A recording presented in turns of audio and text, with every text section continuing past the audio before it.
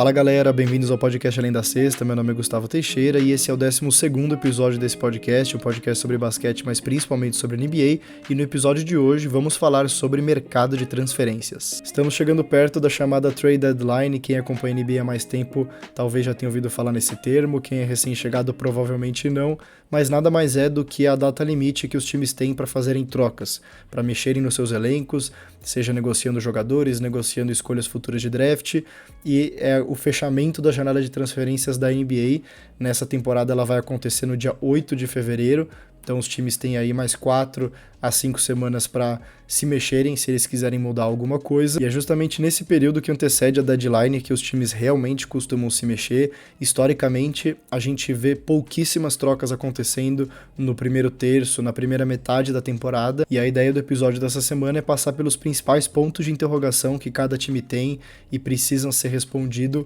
até a trade deadline. E só pra gente ter uma noção do que esperar para as próximas semanas, se a gente olhar para os últimos 2 anos da NBA somados, a gente não tinha visto nenhuma troca acontecendo na última quinzena de dezembro. No mês de janeiro foram só 6 trocas nesse período, e na trade deadline ou na semana que antecede a trade deadline foram 31 trocas. Então os times realmente esperam até o último momento que eles podem para se mexer, para realmente ter certeza do que eles estão fazendo. Nessa temporada eu acho que a gente vai ter bastante movimentação, os times estão bem ativos, a gente tem muito rumor rolando por aí. A gente já viu a primeira movimentação deste período nessa semana com a ida do OG Anunoby do Toronto Raptors para o New York Knicks. Eu acho que esse vai ser só o começo, acho que tem muita coisa por vir. Então bora lá, vamos fazer em ordem alfabética, começando com o Atlanta Hawks.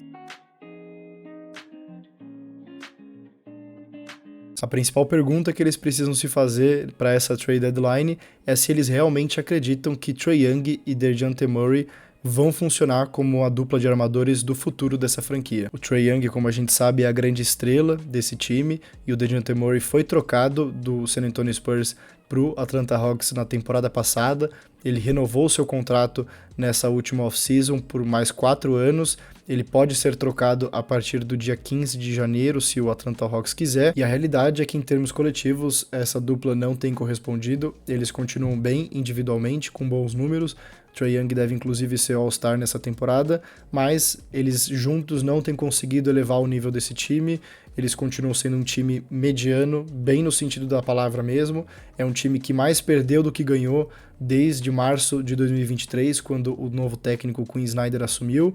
E chega um ponto que o time precisa tentar mudar de novo, porque do jeito que tá, não tá indo bem. Fora Trae Young e DeJounte Murray, eles têm pouquíssimas moedas de troca que atrairiam muito interesse ao redor da liga. Se eles quiserem tentar coletar novos ativos, novas peças para tentar melhorar o time de novo, provavelmente eles precisariam envolver ou Trae Young ou DeJounte Murray. E aí nessa, com certeza, o DeJounte Murray que acabaria sendo negociado. Eu duvido que o Trae Young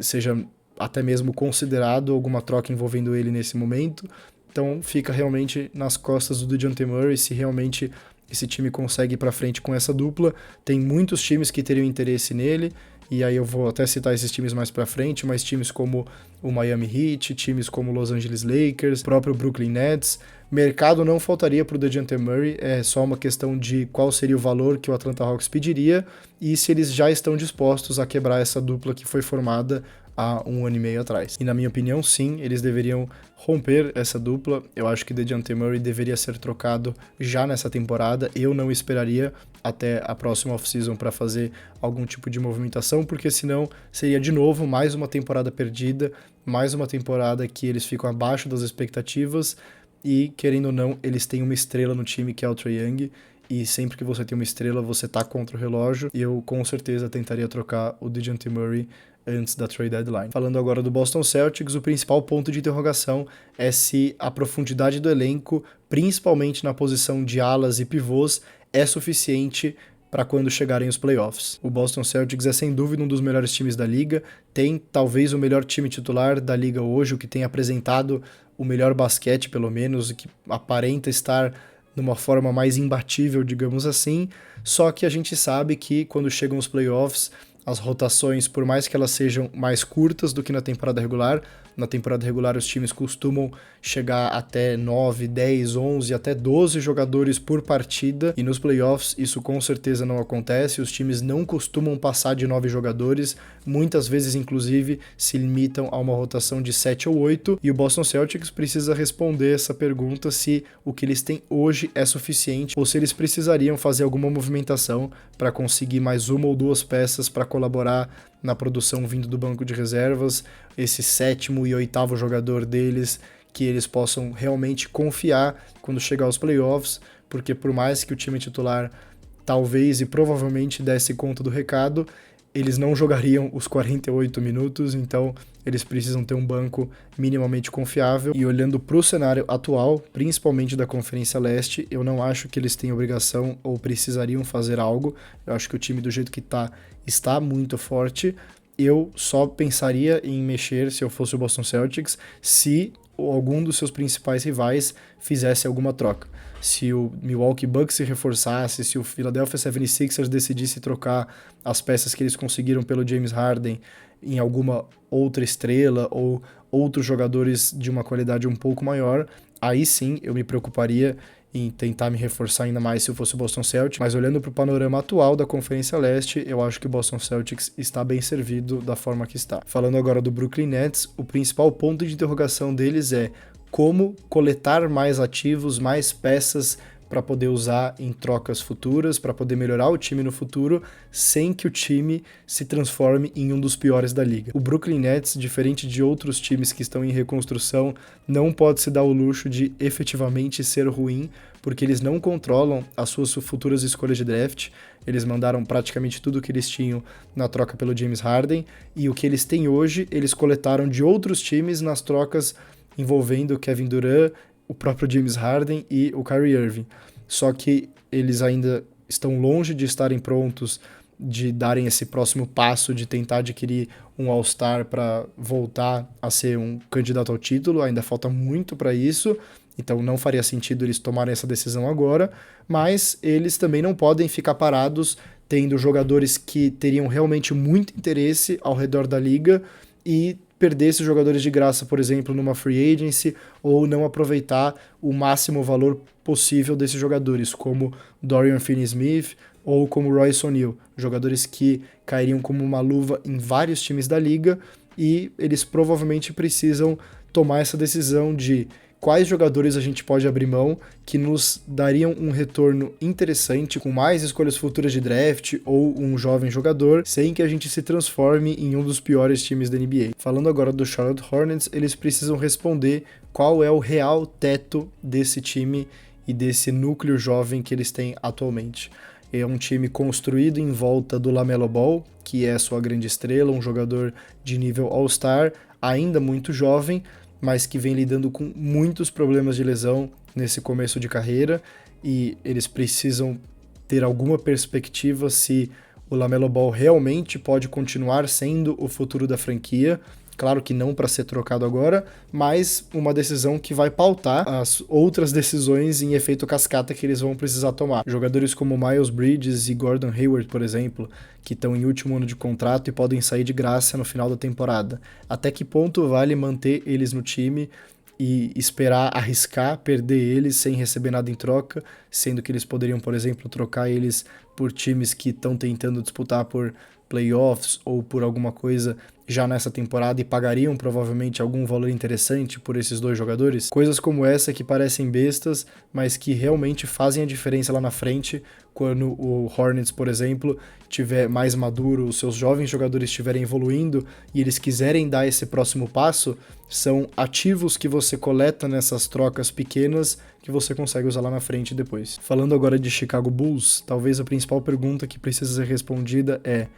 é possível você reformular o elenco sem precisar ir para um rebuild, sem precisar ir para uma fase de reconstrução que você troca todo mundo por escolhas futuras de primeira rodada, igual times como o Oklahoma City Thunder fez, o San Antonio Spurs, o próprio Detroit Pistons de certa forma fez. Já é mais do que sabido que o Zach LaVine está disponível para troca, ele está machucado no momento, ele deve voltar dentro das próximas 2 semanas se não tiver nenhum imprevisto, então os rumores e conversas sobre o Zach LaVine devem voltar mais ativa, só que o time realmente melhorou desde que ele saiu e começou-se a questionar o que já era praticamente uma decisão tomada, que era o Chicago Bulls realmente reconstruir do zero. Agora isso não é mais uma certeza como era antes, e eles precisam definir, será que eles abrem mão de escolhas futuras de draft pelo Zach LaVine e optam por trocar ele por jovens jogadores ou jogadores veteranos mais prontos e que conseguiriam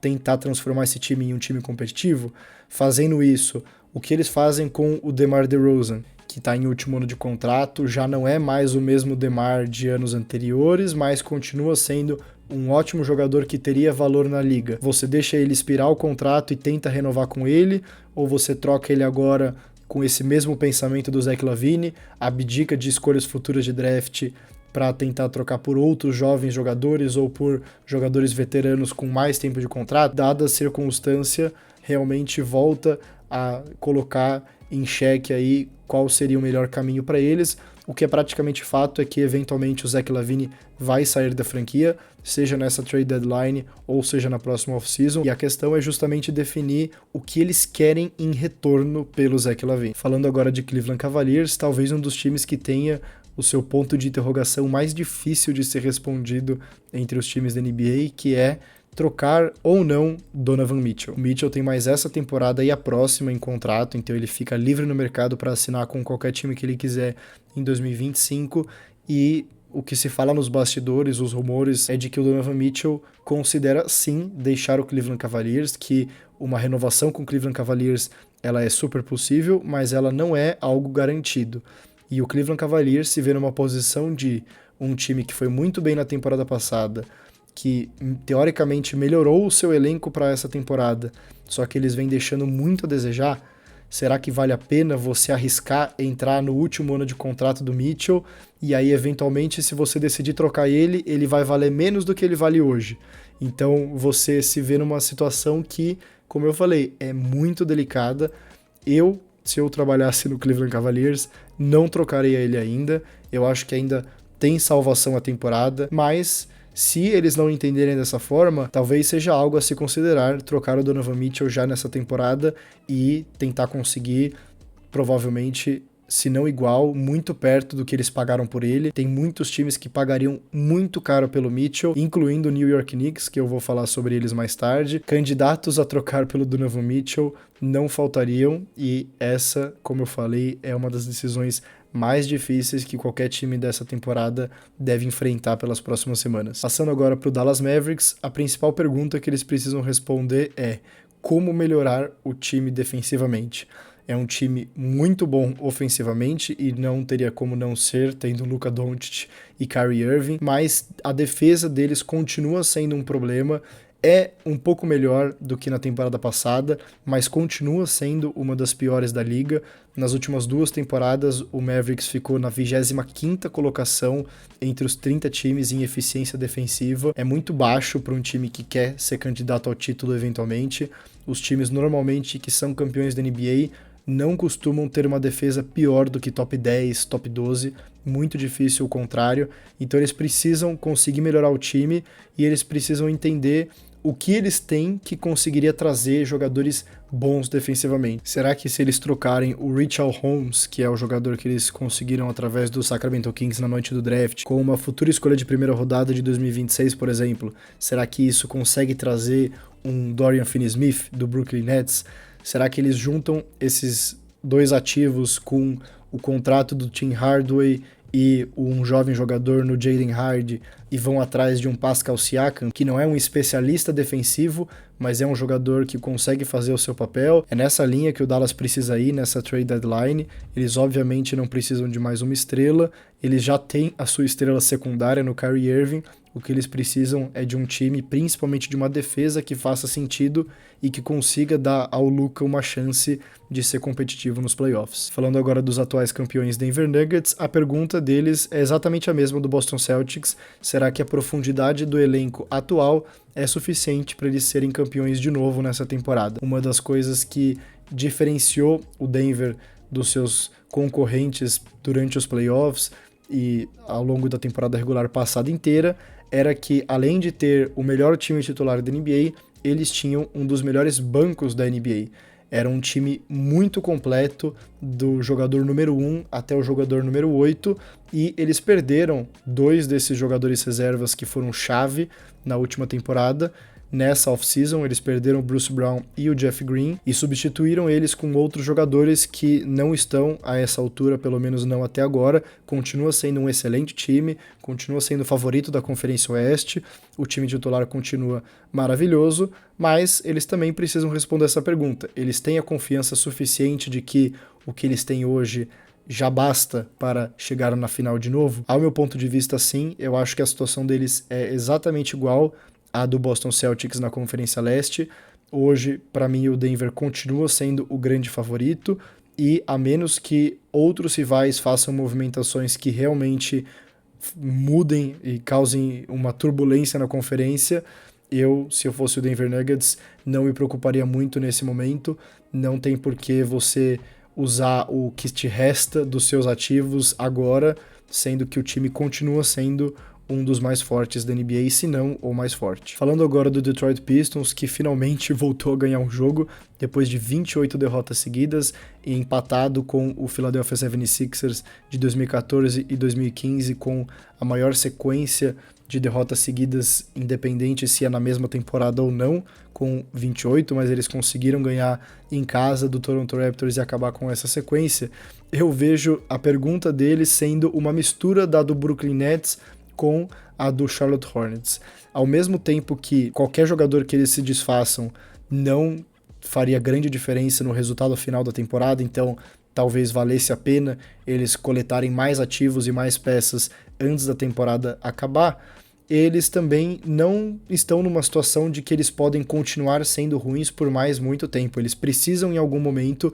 virar a chavinha e realmente fazer movimentações que efetivamente melhorem o time, e eles são um dos times da NBA que tem mais espaço na folha salarial para contratar jogadores na próxima off-season. Só que até que ponto vale você manter o espaço na folha salarial se não tiverem jogadores interessados em ir para sua franquia? Então, um jogador como o Zach LaVine do Chicago Bulls, será que, se ele tiver um preço que não envolva escolhas futuras de draft, se uma combinação de algum jogador jovem com algum contrato expirante te trouxer o Zach LaVine em troca, será que não vale a pena fazer esse tipo de movimentação? Porque continuar parado e continuar fazendo o que eles estão fazendo, com certeza não vai chegar a lugar nenhum. Então, o Detroit Pistons, eu vejo que eles estão nessa encruzilhada de temos como coletar ainda mais ativos do que já temos hoje, porém não é interessante continuar sendo ruim e eventualmente valeria a pena tentar dar esse próximo passo. Passando agora para o Golden State Warriors, eu acho que a principal pergunta que precisa ser respondida é: tem algum jogador além do Stephen Curry que deveria ser considerado intocável em qualquer conversa sobre troca? Jogadores como Klay Thompson, Draymond Green, Chris Paul, Andrew Wiggins e os próprios jovens do time como Jonathan Kuminga, Moses Moody, será que algum desses jogadores deveria ser considerado intocável em uma possível troca, por exemplo, por um Pascal Siakam ou por um Donovan Mitchell, caso ele viesse a ficar disponível para troca? Jogadores nesse calibre, jogadores de nível All-Star, será que algum deles que não seja chamado Stephen Curry realmente não deveria ser considerado ser envolvido em uma troca? É muito difícil imaginar que com o elenco atual eles conseguiriam ter alguma grande reviravolta. É um time que, se tudo der certo, dificilmente pega alguma posição acima do 6º lugar, e isso é muito pouco para o time mais caro da liga, com uma estrela que ainda está no seu prime, que ainda joga como um dos melhores jogadores da liga, que é o Stephen Curry. A base do time continua sendo a mesma dos campeões de anos anteriores, mas em algum momento eles precisam entender que todo ciclo chega ao fim, e quanto mais cedo eles encararem essa realidade e mais cedo eles entenderem que eles não podem desperdiçar esses últimos anos da carreira do Curry, melhor vai ser para o futuro dos Warriors. Passando agora para o Houston Rockets, o principal ponto de interrogação que eles precisam responder é se vale a pena eles tentarem melhorar o time agora, ou se eles deixam seguir do jeito que tá, ver até onde esse time pode chegar, e aí a partir da próxima off-season eles trabalham para melhorar, provavelmente em volta do Sengun, que é o melhor jogador do time hoje. O Rockets é um time que vinha de anos muito ruins desde a saída do James Harden e que finalmente nessa temporada tem se encontrado. É um time que promete brigar pelo menos por uma vaga de play-in até o final da temporada. Vale a pena eles tentarem gastar algumas fichas já agora para conseguir beliscar essa vaga de playoffs e aí já trazer essa maturidade para o elenco, ou isso seria queimar cartucho antecipadamente e eles veem até onde esse time pode chegar da forma que está hoje, ver qual é o limite desse núcleo para aí sim tentar melhorar. Na minha opinião, eu não mexeria, eu acho que o Rockets é um daqueles times que precisa esperar, igual o Oklahoma City Thunder fez nos últimos anos, um time que deixou o seu núcleo jovem se desenvolver e foi coletando o maior número de peças e de ativos possível e deixar, pelo menos nessa temporada, correr da forma que tá. Passando agora pro Indiana Pacers, a principal pergunta que eles precisam responder é se já está na hora de ir atrás de um outro All-Star para fazer dupla com o Tyrese Haliburton. O Pacers já mostrou uma boa evolução em relação à temporada passada, eles são muito bons ofensivamente e muito ruins defensivamente, e o que mais falta no time hoje é aquele ala clássico da NBA, o famoso two-way player que consegue atacar e defender, que é alto e tem um bom arremesso de três. Esses caras não aparecem todo dia por aí. Talvez um Pascal Siakam encaixasse muito bem nesse time, e eles precisam justamente definir se já está na hora deles investirem algumas das suas peças que eles conseguiram ao longo desses últimos anos em um jogador tipo Pascal Siakam, que não é um jogador nível MVP, que não está entre a elite da NBA, mas que é um jogador de nível All-Star. Se eles tiverem a confiança que o Tyrese Haliburton pode se tornar esse jogador, um jogador que é possivelmente top 10 da NBA, talvez faça sentido. Mas se eles não tiverem essa confiança, se eles acharem que o teto do Tyrese Haliburton é o que ele tá fazendo hoje em termos de ser um jogador top 20, top 25, aí talvez valha a pena esperar pelo menos o final dessa temporada, ver se esse time consegue chegar nos playoffs como tá construído hoje. Só que fazendo isso, eles correm o risco de um jogador como Pascal Siakam talvez não estar mais disponível para troca se ele já tivesse sido negociado. Então, por isso que essa decisão para eles é bem importante. Vamos passar agora para os dois times de Los Angeles, começando com o Los Angeles Clippers. A principal pergunta, por incrível que pareça, é: esse time é suficiente para conseguir ganhar o título nessa temporada? E aí, por que o nessa temporada é essencial? Porque eles não têm mais tempo a perder. Eles precisam provar que eles são capazes de ganhar nessa temporada. E se isso significa trocar, por exemplo, o Terrence Mann e a última escolha de primeira rodada que eles têm, de 2030, por mais alguma peça que consiga facilitar esse processo, é algo que eles provavelmente vão pensar seriamente a respeito. Eles já estão no chamado all-in há muito tempo e eles só reforçaram isso nessa temporada. Então, se a oportunidade aparecer, não estou falando que eles deveriam trocar por qualquer jogador, não. Porque o Terrence Mann é um bom jogador, ainda é jovem, e a escolha de 2030 ela é muito valiosa, talvez entre as mais valiosas da liga, pensando a longo prazo. Se a oportunidade certa bater na porta, pensando por tudo que esse time já passou, talvez seja algo que eles devam ou pelo menos devessem considerar. Agora, pelo lado do Lakers, eles precisam responder se eles vão voltar à ideia de conseguir uma terceira estrela para juntar com Anthony Davis e LeBron James, ou se eles continuam fazendo mudanças e mexendo nas arestas ao redor de LeBron e Anthony Davis com jogadores de composição de elenco, jogadores que conseguem cumprir bem as suas funções, que é a forma que o time está construído hoje. Porém, não é um time que está funcionando até o momento. Eu até acabei citando isso no episódio passado. Eu acho que grande parte do problema do Lakers nessa temporada, além das lesões, é a comissão técnica. A temporada da comissão técnica dos Lakers é muito ruim, o que voltou a colocar o Lakers numa posição de precisar olhar para o mercado e precisar olhar o que eles têm disponível para que eles consigam melhorar o time, como um DeJounte Murray, por exemplo, ou se eles tentam olhar para jogadores que não têm esse caráter de All-Star, mas que poderiam cumprir um papel semelhante, pensando que seria uma terceira força do time, como um Kyle Kuzma, como um Jeremy Grant. E o principal ponto aqui para os Lakers é que se eles optarem por fazer qualquer tipo de mudança agora, além dos jogadores que eles têm em contrato que eles poderiam usar nas trocas, como o D'Angelo Russell, o Rui Hachimura, o próprio Austin Reeves, eles têm hoje uma escolha futura de primeira rodada e 4 pick swaps para trocar. Se eles não usarem essas escolhas futuras de draft e guardarem para a próxima off-season, para depois que a temporada acabar, eles vão ter 3 escolhas futuras de primeira rodada e 3 pick swaps para trocar. Muito mais interessante e muito mais fácil deles conseguirem essa terceira estrela ou essas grandes mudanças no final da temporada. O ponto é se eles estão dispostos a esperar a temporada acabar e possivelmente perder o que pode ser uma das últimas temporadas da carreira de LeBron James, ou se eles tentam puxar o gatilho agora e conseguir melhorar o time, independente da forma que seja, porque realmente continuar do jeito que tá, é difícil imaginar que o Lakers consiga ir muito longe. Passando agora para o Memphis Grizzlies, eles precisam decidir se eles vão, entre aspas, jogar a toalha e aceitar que o teto dessa temporada, se tudo der certo, vai ser uma vaga no play-in, ou se eles tentam melhorar o time e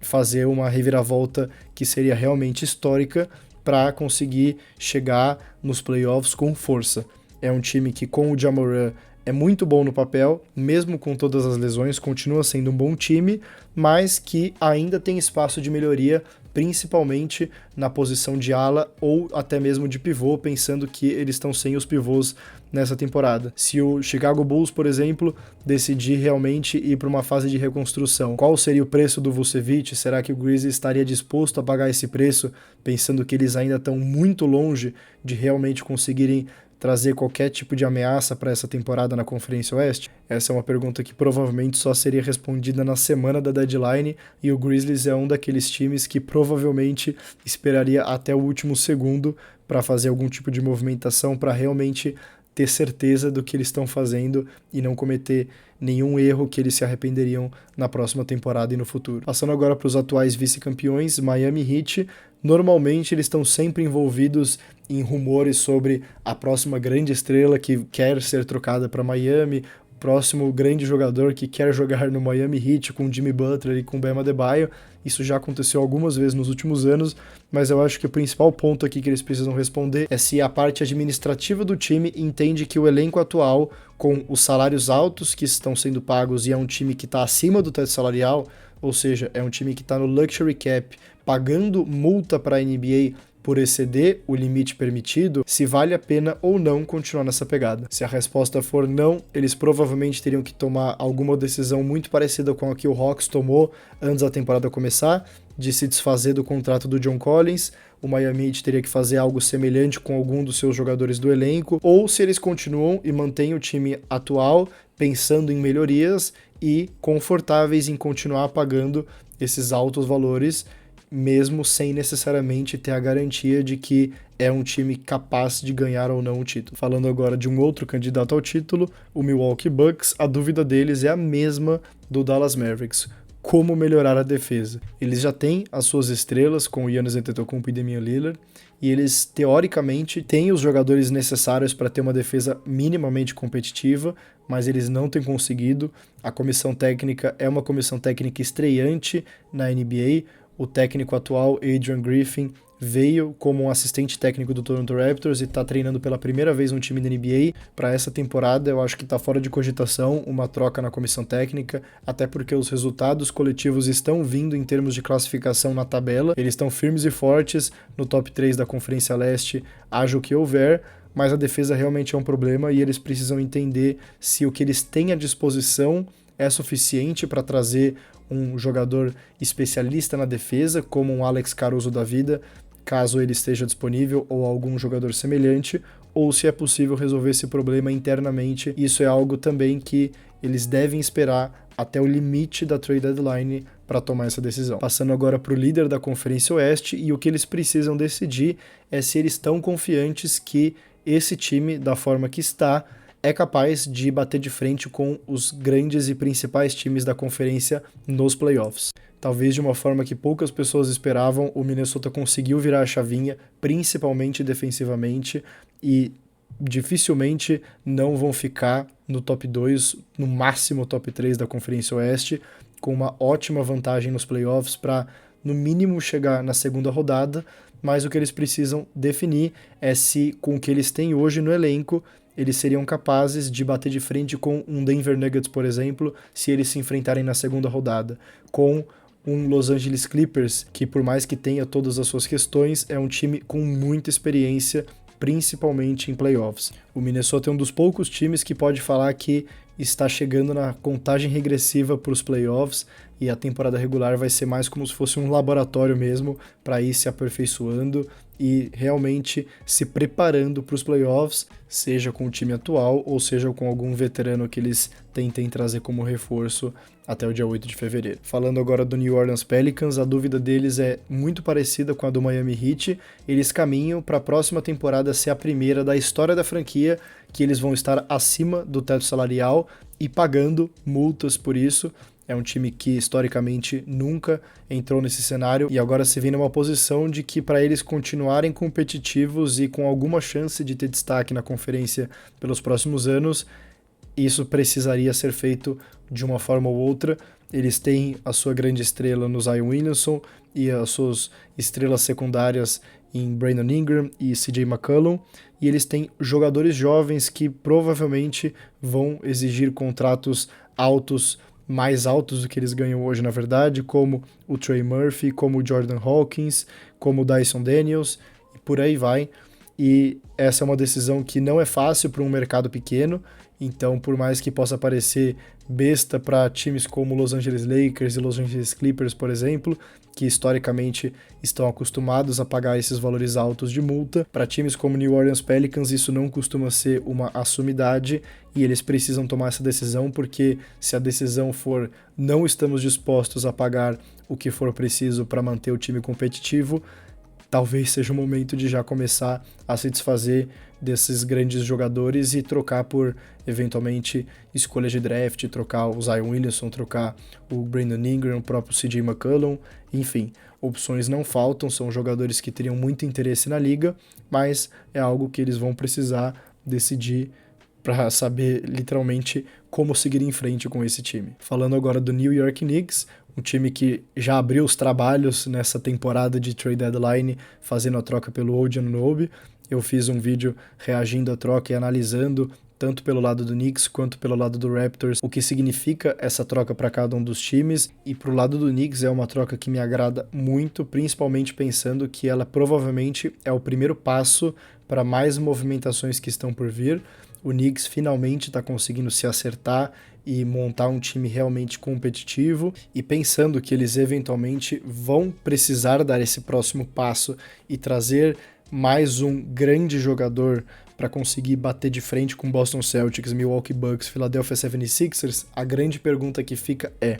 o que fazer com Julius Randle? O Julius Randle é um ótimo jogador de temporada regular, ele nos playoffs cai muito de rendimento. Ele tem 15 partidas disputadas em playoffs pelo New York Knicks e ele tem um aproveitamento de arremesso de quadra de menos de 35% e de 3 pontos de menos de 30%. Ele realmente tem uma queda drástica quando chegam os playoffs e é mais do que nítido que ele não serve para ser o segundo melhor jogador ou talvez até o terceiro melhor jogador em um time que queira disputar por título na NBA. E com isso em mente, eles precisam definir se eles tentam ser agressivos já agora e provavelmente envolver o Julius Randle com escolhas futuras de draft por algum jogador que fique disponível já nessa janela de transferências, ou se eles deixam a temporada correr agora com o OG Anunoby e partem para o seu grande ataque na próxima off-season, que eles vão ter mais escolhas futuras de draft ainda à disposição, vão ter tido mais um período de playoffs e de experiência, e aí sim mais jogadores vão aparecer no mercado, quem sabe jogadores que a gente nem imagina fiquem à disposição, e aí sim o Knicks poderia aproveitar esse momento para tentar dar esse próximo salto. Mas de qualquer forma, o que é claro é que da forma que é construído o time hoje, exigindo que o Julius Randle seja a primeira ou a segunda opção ofensiva, o time tem um teto, e é um teto bem curto, pensando em playoffs. Passando agora por uma das grandes surpresas dessa temporada, o Oklahoma City Thunder, e a dúvida deles talvez seja a pergunta do milhão, que é: qual é o momento ideal para começar a usar as escolhas futuras de draft que eles têm e melhorar o time ainda mais? Thunder é o segundo time mais novo da NBA e praticamente o núcleo do time inteiro foi construído através do draft, e ao longo desse período eles foram coletando e conseguindo peças e ativos surreais para eventualmente fazer uma grande troca, e talvez esse momento tenha chegado. É um time que tem se mostrado cada vez mais pronto, cada vez mais maduro, ocupa hoje a segunda colocação na Conferência Oeste, tá praticamente igual o Minnesota Timberwolves, caminhando e esperando só os playoffs chegar, e em algum momento eles vão precisar tentar elevar o nível e tentar bater de frente, por mais que seja o time sensação da temporada e um time que esteja realmente jogando muito bem. Quando chegam nos playoffs, os times novos e os times com os jovens sofrem muito. Não existe a possibilidade de um time como o Oklahoma, da forma que ele é construído hoje, realmente ser um candidato ao título nesta temporada. Times que estão piores do que eles nessa temporada, mas que têm muito mais experiência, aí os pratos se equilibram e talvez essa diferença de experiência e de maturidade consiga ser amenizada se o Sam Presti decidir começar a usar essas futuras escolhas de draft já nessa trade deadline. Quem sabe trocar o Josh Giddey por um Pascal Siakam. O Pascal Siakam tá aparecendo bastante, mas é porque ele é realmente um dos jogadores que é sabido que está disponível para troca. Talvez um Lauri Markkanen do Utah Jazz, jogadores que encaixariam como uma luva nesse time e faria deles um time ainda mais temido, principalmente nos playoffs. Agora falando de uma outra sensação da temporada, a sensação do lado do leste, o Orlando Magic, também um time que está surpreendendo muito e excedendo muito as expectativas, e a principal dúvida para eles é o quanto esse começo forte da temporada, esse bom começo da temporada, deve ser usado como regra para o restante dela. Uma das piores coisas que pode acontecer com times como o Orlando Magic é, entre aspas, subir a cabeça o momento e achar que eles estão num nível que na verdade eles não estão, e eles acabam fazendo alguma movimentação que eles se arrependem no futuro e aí compromete todo o processo e evolução do time. Então eles precisam definir se o que eles fizeram até agora na temporada eles conseguem replicar para os próximos 50 jogos, e mesmo que eles consigam, se realmente valeria a pena você tentar mexer no time agora, ou se você deixa e espera e vê como esse time se sai, se eles conseguem realmente carimbar uma vaga para os playoffs, e aí sim fazer mudanças a partir da próxima temporada, num cenário bem parecido com o Houston Rockets, por exemplo. Eu acho que talvez esse fosse o caminho ideal para o Orlando Magic, ao invés de tentar partir para um tudo ou nada, por exemplo. Passando para o Philadelphia 76ers, a grande pergunta que eles precisam responder é se eles tentam fazer alguma movimentação agora, ou se eles mantêm espaço na folha salarial para trazer alguém de peso na próxima off-season. O 76ers pode se encontrar em uma posição bem difícil de acontecer para times que têm estrelas como o Joel Embiid e jovens jogadores como o Tyrese Maxey, que é ter espaço na folha salarial para contratar de graça, sem precisar negociar com nenhum time, uma estrela na próxima off-season. Mas para isso acontecer, eles precisam manter a base do time atual, e com base eu digo os contratos expirantes que eles têm para essa temporada, e caso eles optem por fazer alguma negociação, eles precisariam garantir que os contratos dos jogadores que eles estão recebendo também são contratos expirantes. Não seria uma negociação muito fácil de ser feita, teria que ser algo bem específico, e aí jogadores como o Zach LaVine, que muito se especula, por exemplo, estaria fora de cogitação porque ele tem ainda um salário de alguns anos. Um jogador que se enquadraria nisso seria, para surpresa de 0 pessoas, Pascal Siakam, que é um jogador que provavelmente exigiria um contrato na casa dos 40 milhões de dólares, que é o que o Philadelphia estaria disposto e teria a possibilidade de pagar, e um jogador com um contrato expirante. Eu acho que para o Philadelphia fazer alguma troca seria algo nesse nível. Eu não acho hoje muito provável que eles façam uma troca por um Zach LaVine da vida, algum jogador que, por mais que tenha um nível de certa forma All-Star, tenha muitos anos de contrato, não acho que é esse o caminho que eles vão seguir pela frente, mas é uma decisão que eles vão precisar tomar, e também é um daqueles times que provavelmente vai esperar até o limite possível para fazer alguma coisa. Falando agora do Phoenix Suns, eu acho que a principal dúvida deles não é nem em relação a negociações e meramente a o time vai conseguir ficar saudável em algum momento, e isso significa que eles vão conseguir avaliar o time da forma que deveria ser avaliada a tempo de pensar em fazer alguma movimentação ou não? Pela primeira vez na temporada a gente começa a ver esse time saudável e não coincidentemente eles estão numa sequência de 4 vitórias seguidas depois de terem em 11 jogos ganhado 3 e perdido 8. Eles estão num bom momento agora, mas sempre fica aquela dúvida, por quanto tempo esse bom momento vai durar e será que as 3 estrelas saudáveis, Kevin Durant, Bradley Beal e Devin Booker, já seria o suficiente para suprir a deficiência do restante do elenco. E isso eles só conseguem avaliar com os jogadores em quadra, e para os jogadores estarem em quadra eles precisam estar saudáveis. Então o Phoenix Suns talvez seja o único time da liga que o principal ponto de interrogação seja algo interno e que não necessariamente envolva a necessidade de fazer qualquer tipo de movimentação. Falando agora do Portland Trail Blazers, a principal dúvida deles é o que fazer com o Jeremy Grant, jogador que eles renovaram o contrato na última off-season numa tentativa de manter o Damian Lillard feliz, e logo na sequência o Lillard pediu para sair do time e eles acabaram com um contrato de 160 milhões e 5 anos para o Jeremy Grant, e para um time que está em reconstrução talvez não faça sentido manter ele no elenco por mais muito tempo, e aí fica no ar se o Blazers tentaria trocar ele já desde agora ou se esperaria mais um pouco e tentaria trocar na próxima off-season. Eu acho que é questão de tempo para o Jeremy Grant acabar saindo do time. Se algum time oferecer por ele 1 ou 2 escolhas de primeira rodada e um jovem jogador, não vejo sentido no Portland Trail Blazers recusar esse tipo de proposta. Passando agora para o Sacramento Kings, o principal ponto de interrogação deles é o mesmo da temporada passada, que é a proteção do garrafão, a defesa dentro do garrafão contra os grandes jogadores da Conferência Oeste. O Kings é um ótimo time ofensivo, um time que caminha para ter o mesmo tipo de desempenho que teve na temporada passada, só que a gente viu nos playoffs contra o Golden State Warriors que eles praticamente só perderam aquela série porque o Draymond Green, que nem pivô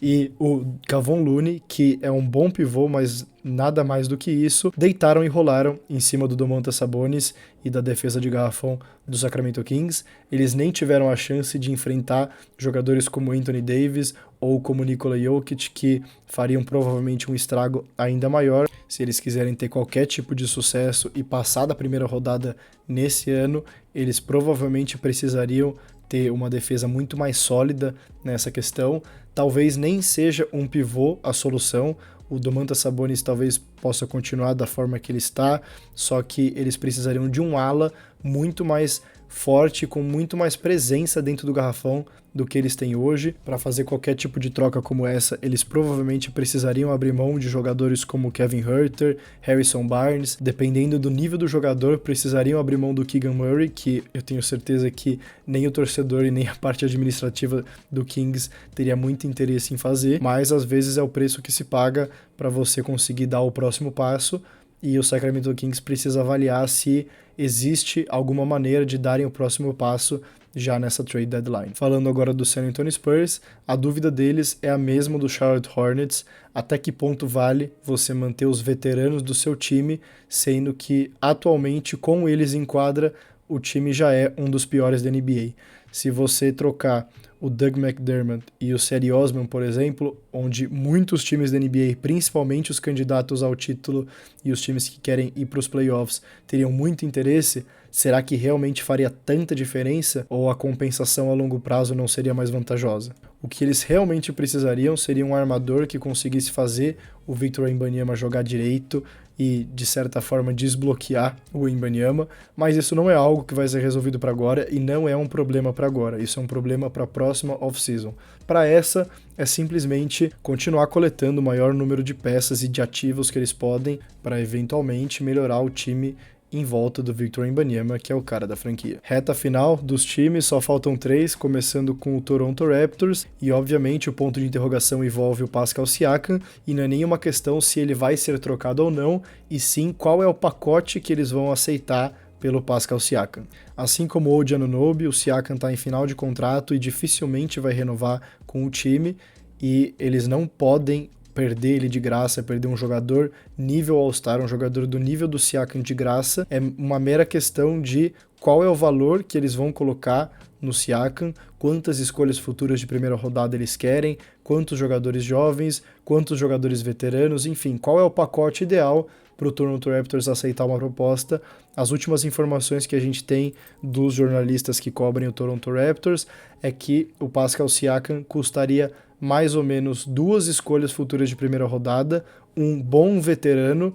que conseguisse jogar desde já no time titular e um jovem jogador pensando no futuro. Tem muitos times que conseguem atender a essa demanda. O próprio Dallas Mavericks provavelmente não atenderia na questão de escolha de draft, mas conseguiria compensar com jovens jogadores e colocando um ou mais veteranos além do que eles estariam pedindo. Tem o próprio Golden State Warriors, que muito se fala, apesar de eu não achar que o fit é tão bom, eles teriam as peças necessárias. O próprio Atlanta Hawks, que fez uma proposta oficial antes da temporada começar e o Toronto Raptors recusou, teria também os ativos necessários. Enfim, o que não faltam seriam candidatos pelo Pascal Siakam. Mencionei ele bastante aqui nesse episódio. É a bola da vez em termos de jogador desejado no mercado e é uma mera questão de quando ele será trocado e qual o valor. Passando para o penúltimo time da lista, o Utah Jazz, o questionamento deles é parecido com o Golden State Warriors, mas por um motivo diferente.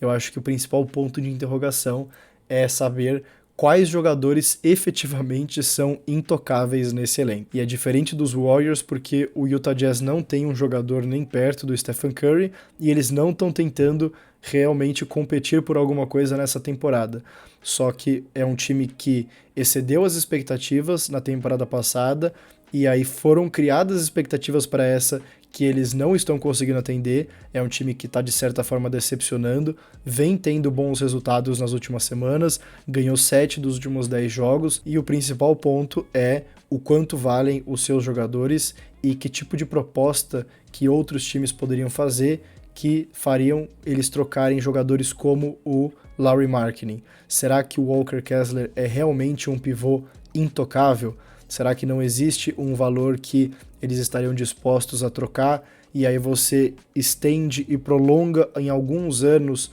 o rebuild do time e coleta mais ativos e mais escolhas de draft? Porque principalmente pensando no próprio Lauri Markkanen e no Jordan Clarkson, muitos times devem bater na porta até a trade deadline. E chegando no último time da lista, o Washington Wizards, o grande ponto de interrogação é o que fazer com o Kyle Kuzma, o jogador que eles conseguiram do Los Angeles Lakers na troca pelo Russell Westbrook, que eles renovaram o contrato nessa última off-season e que está se mostrando bem insatisfeito, tanto com declarações públicas quanto com declarações nos bastidores. Ele esperava jogar em um time minimamente competitivo e o Washington Wizards é tudo menos competitivo. Ele viu Bradley Beal e Kristaps Porzingis serem trocados para times que realmente estão tentando disputar alguma coisa e não só decidir qual é o futuro do Kuzma na franquia, mas também qual seria o preço dele para outros times conseguirem fazer uma possível troca. O Kuzma só poderia ser trocado a partir do dia 15 de janeiro, então não seria nada que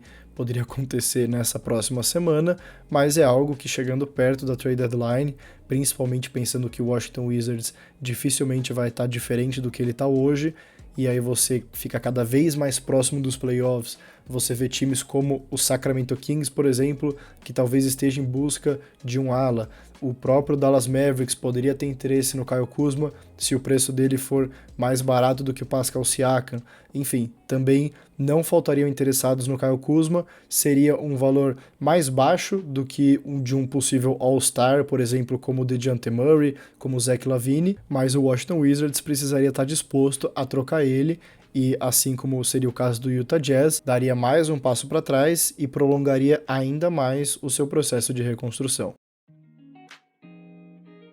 Com isso, a gente finaliza os 30 times. Eu acho que esses são os principais pontos de atenção que a gente tem que ficar de olho até a data do dia 8 de fevereiro. Como eu falei, eu acho mesmo que a gente vai ver muita movimentação nessas próximas semanas, principalmente na última de janeiro e na primeira de fevereiro. Eu acho que tem chance de terem trocas até mesmo que a gente não espera, como foi o caso na temporada passada do Russell Westbrook, do Kyrie Irving, do próprio Kevin Durant, que apesar dele já ter pedido para ser trocado, não era algo que a gente efetivamente estava esperando acontecer. Eu acho que tem chance disso acontecer de novo nessa temporada, o que, querendo ou não, torna a NBA ainda mais interessante, ainda mais movimentada e atrai ainda mais a atenção dos fãs. E claro, toda a cobertura completa do que acontece na NBA, das principais movimentações, dos principais acontecimentos, no perfil do Além da Cesta no TikTok e no Instagram, @Além da Cesta no TikTok, @Além da Cesta com ponto entre as palavras no Instagram. Vou ficando por aqui, muito obrigado a todos que ficaram até o final, espero que vocês tenham gostado, e é isso, nos falamos por aqui de novo na semana que vem. Até a próxima.